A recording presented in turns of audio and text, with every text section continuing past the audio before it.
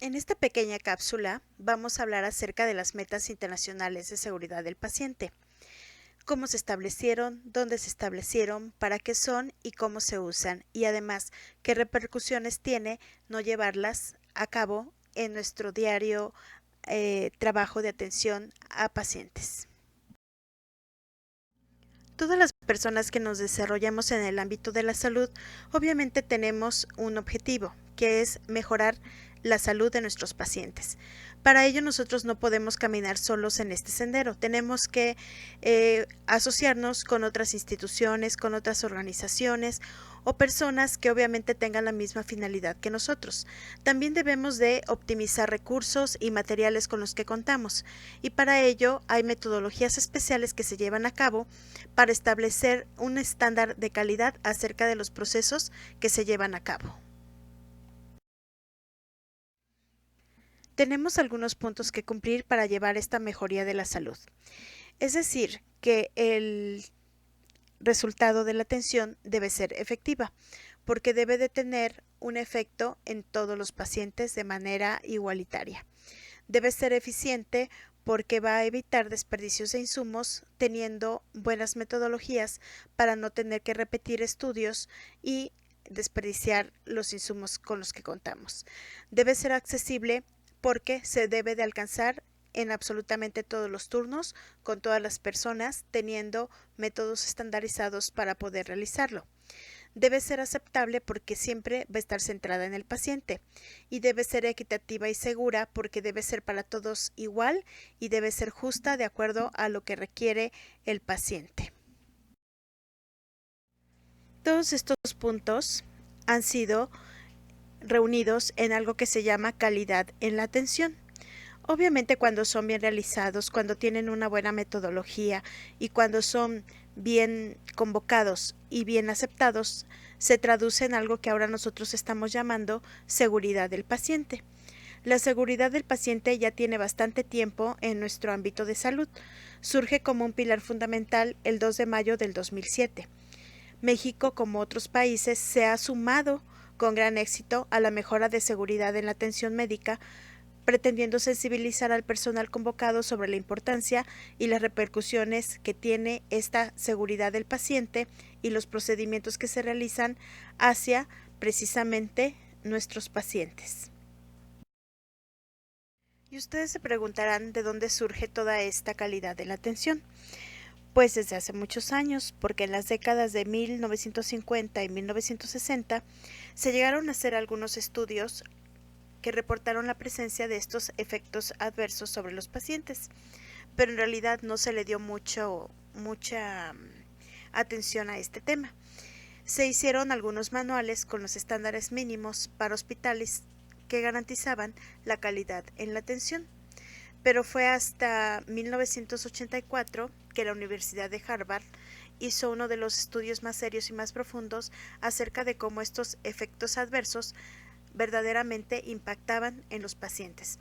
Entonces se descubrió que un 3.7% de pacientes presentaban discapacidad moderada por estos errores, un 2.6% presentaban una discapacidad permanente, y terriblemente se descubrió que un 13.6% de estos efectos adversos habían causado la muerte en los pacientes.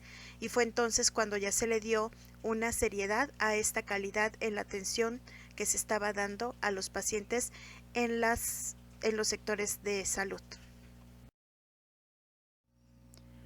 La Universidad de Harvard siguió estudiando estos eventos adversos que se estaban presentando con los pacientes.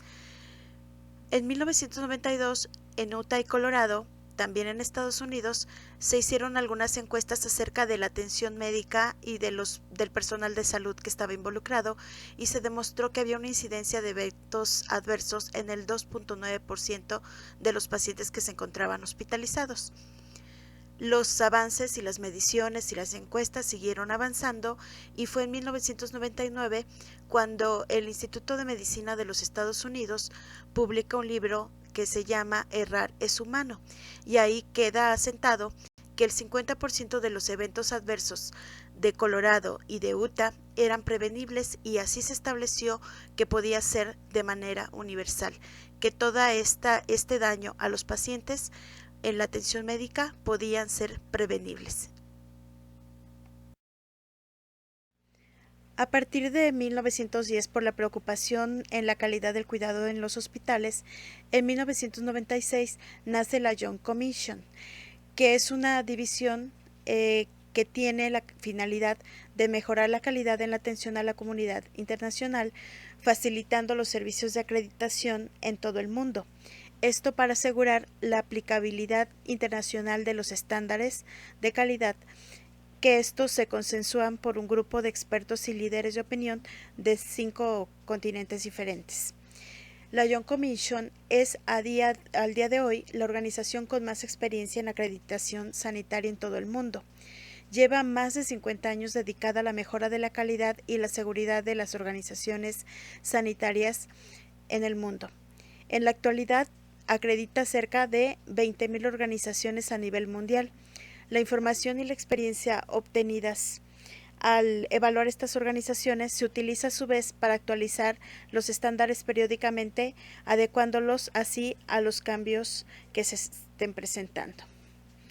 A partir del año del 2009, la certificación de hospitales se dio y es una estrategia prioritaria acreditada precisamente por la Young Commission para cumplir con estas metas internacionales de ofrecer seguridad al paciente, elemento indiscutible de la calidad y del cuidado.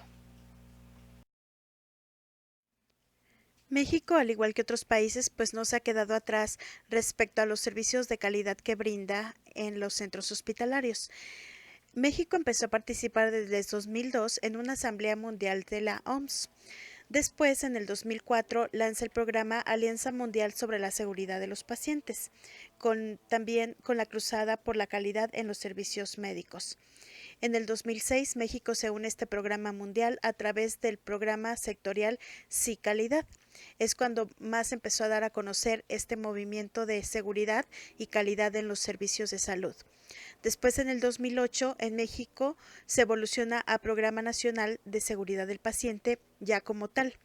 Y desde entonces, pues obviamente, se procede a llevar a cabo la certificación en unidades médicas por el Consejo de Salubridad General, que también dicta algunas medidas que vamos a ver más adelante acerca de cómo trabajar con calidad. El establecimiento de sistemas de gestión de calidad en diversas unidades médicas, pues obviamente también se hizo de manera general, y la aplicación, evaluación y seguimiento de los indicadores de calidad en cada unidad médica.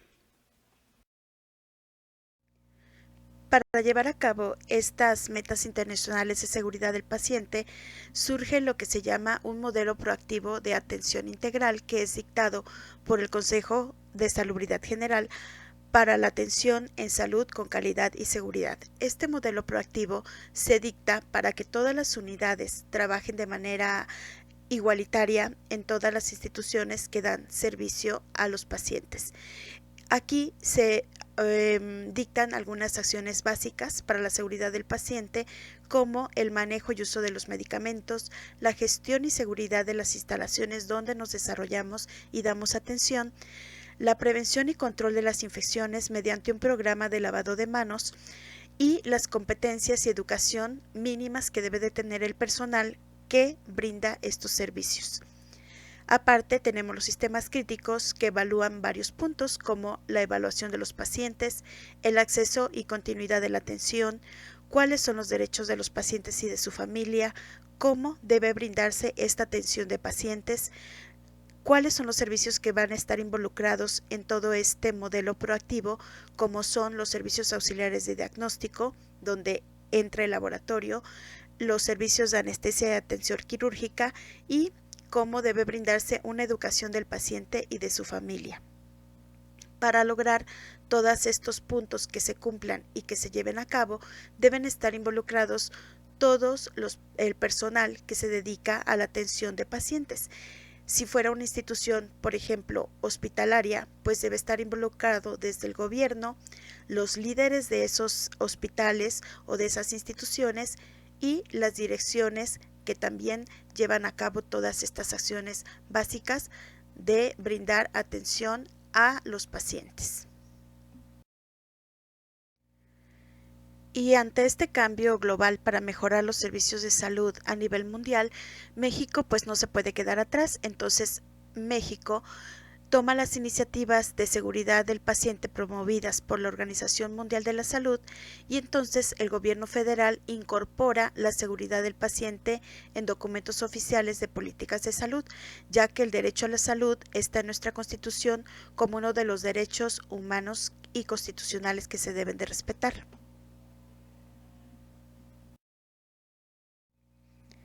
Y en este objetivo de mejorar todo este sistema de salud y la atención brindada, surge a nivel nacional en México el Plan Nacional de Desarrollo 2007-2012, que entre muchos puntos, el más importante que dice es que se deben de brindar los servicios de salud eficientes, con calidad, calidez y seguridad para el paciente, para lograr que todos los mexicanos cuenten con servicios eficientes de salud y de alta calidad, ofrecidos con calidez y profesionalismo, y este Plan Nacional de Desarrollo 2007-2012 debe cumplirse en cualquier institución que brinde servicios a la salud. Y es aquí donde surgen las 6 metas internacionales de seguridad del paciente que se deben de llevar a cabo de manera universal, que es identificar correctamente a los pacientes, mejorar la comunicación efectiva, mejorar la seguridad de los medicamentos de alto riesgo, garantizar cirugías en el lugar correcto y en el procedimiento correcto y con el paciente correcto, reducir el riesgo de infecciones asociadas con la atención médica y reducir el riesgo de daño al paciente por causa de caídas. Pero para llevar a cabo estas metas internacionales de seguridad del paciente, pues obviamente deben haber acciones que se deben de cumplir para poderlo llevar a cabo. Entonces, el Consejo de Salubridad General de los Estados Unidos Mexicanos declara unos pasos o unas acciones que se deben de cumplir, y se declara que deben ser obligatorias para que sean implementadas en cualquier sistema de salud. Se dictan 8 acciones esenciales para la seguridad del paciente y son: identificación del paciente, comunicación efectiva, seguridad en el proceso de la medicación, seguridad en los procedimientos, reducir el riesgo de infecciones asociadas a la atención de la salud, reducción del riesgo de daño al paciente por causa de caídas, y se debe de registrar y analizar los eventos centinela, los eventos adversos y cuasi fallas. Y se debe establecer una cultura de seguridad del paciente en todo el personal de salud. Entonces, dejando un poquito atrás las estadísticas, las encuestas, las cuestiones legales, tenemos que las metas internacionales de seguridad del paciente se van a centrar en las acciones específicas para mejorar la seguridad del paciente y con esto dar una calidad de atención a nivel hospitalario. Entonces, entre esta cultura de seguridad del paciente surgen las 6 metas internacionales de seguridad del paciente, que nos van a impactar también a nosotros como parte de un servicio que estamos dando dentro del hospital como laboratorio clínico. Una de ellas es identificar correctamente a los pacientes. Esto nos impacta directamente. Tenemos también la meta 2, que es mejorar la comunicación efectiva entre profesionales, ya sea por órdenes verbales o telefónicas. La meta 3 es mejorar la seguridad de los medicamentos de alto riesgo. Ahí laboratorio pues no está muy metido en este caso. En la meta 4, garantizar las cirugías en el lugar correcto, con el procedimiento correcto y paciente correcto, sí nos implica de alguna manera, aunque no directamente como está escrito en las metas internacionales de seguridad del paciente, pero sí implica laboratorio, porque obviamente nosotros tenemos que garantizar que el procedimiento que estemos haciendo sea el correcto, en el lugar correcto y en el paciente correcto. La meta 5, que es reducir el riesgo de infecciones asociadas a la salud o a la atención médica, también nos implica, porque es respecto al lavado de manos.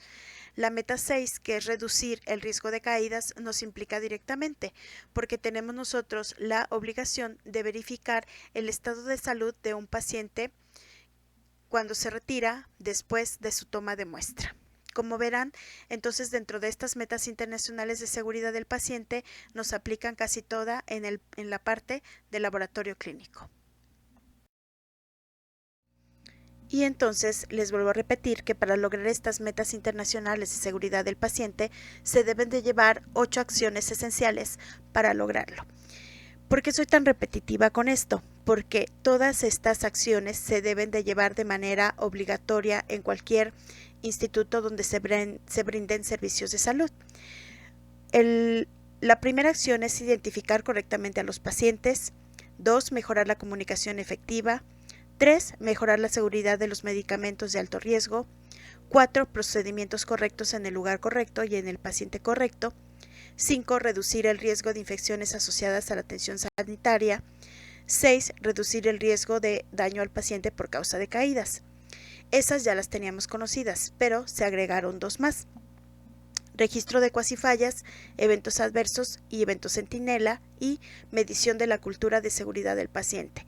Y esto ahorita lo vamos a ver de qué se trata.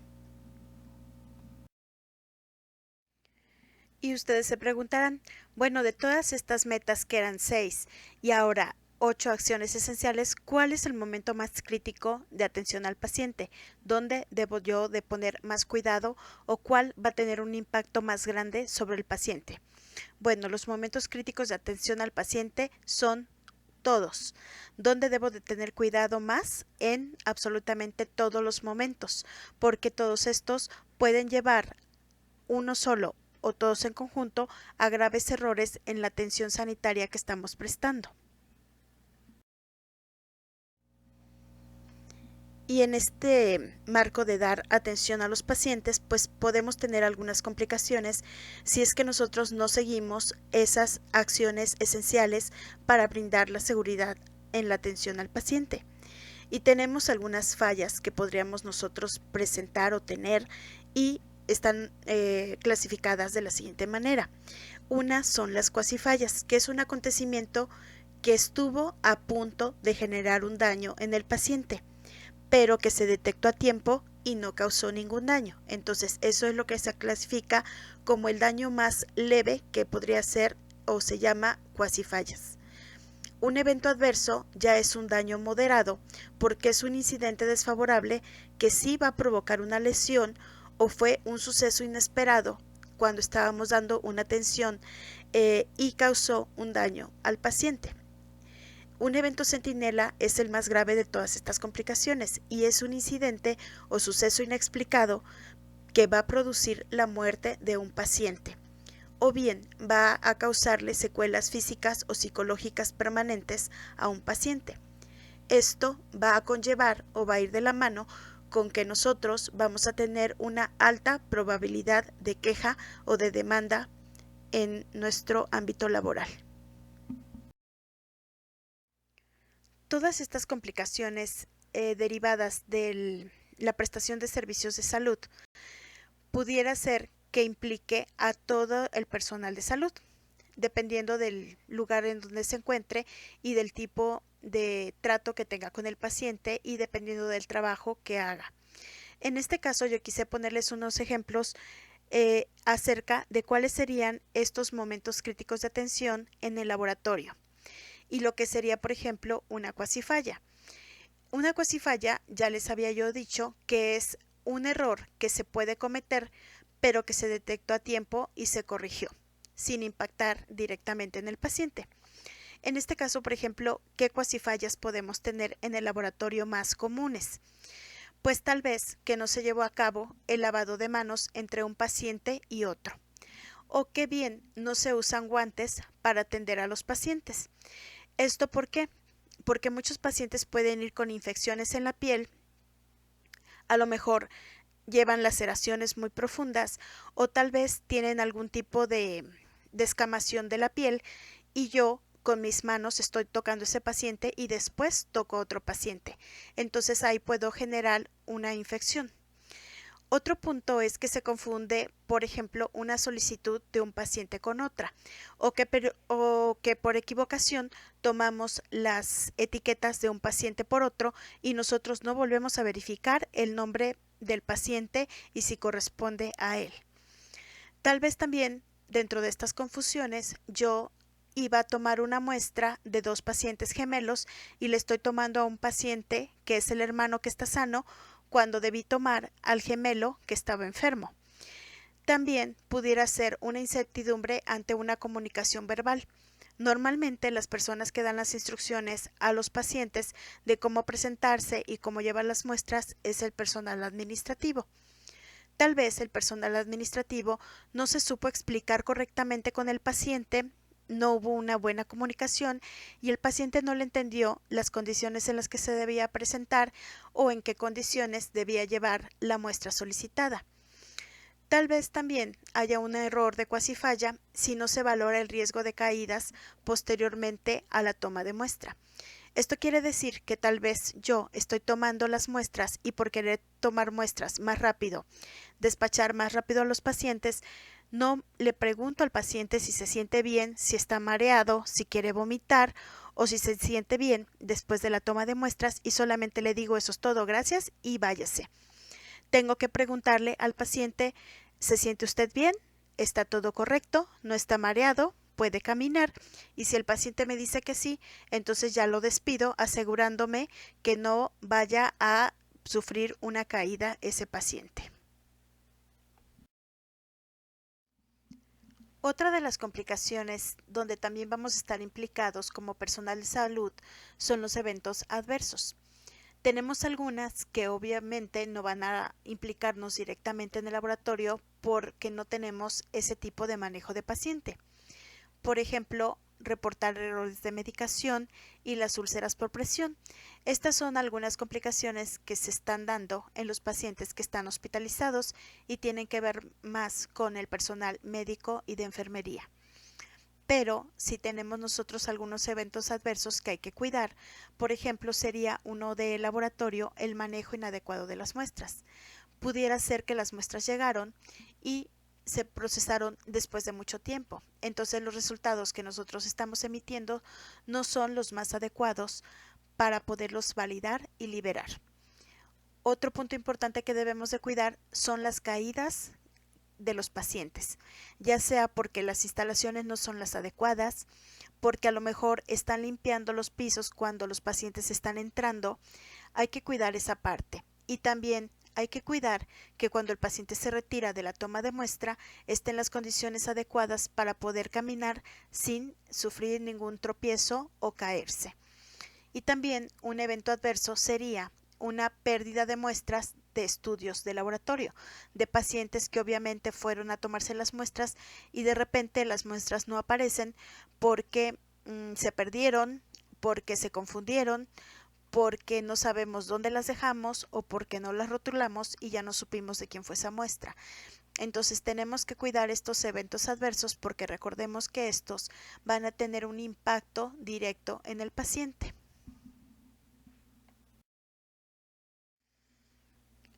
El último evento pues es el evento centinela que como ya les había comentado se trata de la muerte del paciente o que le va a causar un daño permanente. Aquí se clasifica la muerte quirúrgica como un evento centinela, la muerte materna, la retención de cuerpo extraño y el robo de infante. Entonces no debemos olvidar cuáles son las metas internacionales de seguridad del paciente y cuáles son las 8 acciones esenciales de seguridad del paciente para disminuir precisamente lo que decía aquel libro, que errar es humano. Porque la mayoría de los errores son llevados a cabo por buenas personas competentes y preparadas, que sin embargo son falibles y trabajan muchas veces en sistemas disfuncionales. Si a alguien le interesó, por ejemplo, esta cápsula para realizar su dinámica, un tip que les puedo dar de lo que podrían hacer o de lo que podrían presentar sería, por ejemplo, realizar un manualito como este que me regalaron en un curso que fui en el Hospital Bicentenario de alta especialidad, que hicieron un manual de seguridad del paciente con las 6 metas internacionales. Podría ser una de las dinámicas que ustedes pudieran plantear. Este pequeño manual pues es muy práctico porque es del tamaño del bolsillo de la bata y lo puedes llevar a todos lados. Me gustó mucho porque te explica cuáles son las metas internacionales de seguridad del paciente, vienen especificadas todas. Es un manualito pequeño pero muy bien hecho a color, donde te explica cuáles son las metas, para qué se usan, en qué se llevan a cabo, y pues este manual se repartió entre el personal que fuimos a tomar este curso de calidad y seguridad del paciente. En el caso de ustedes, podrían hacer un pequeño manual y repartirlo entre sus compañeros de trabajo para que así todos estén enterados de cuáles son las metas internacionales de seguridad del paciente. O bien, podrían hacer el manual de las 8 acciones esenciales de seguridad del paciente. Entonces, ese es un tip de la dinámica que podrían utilizar si es que les interesa trabajar en esta cápsula. Obviamente vamos a tener otras donde ustedes también podrán hacer otro tipo de trabajos.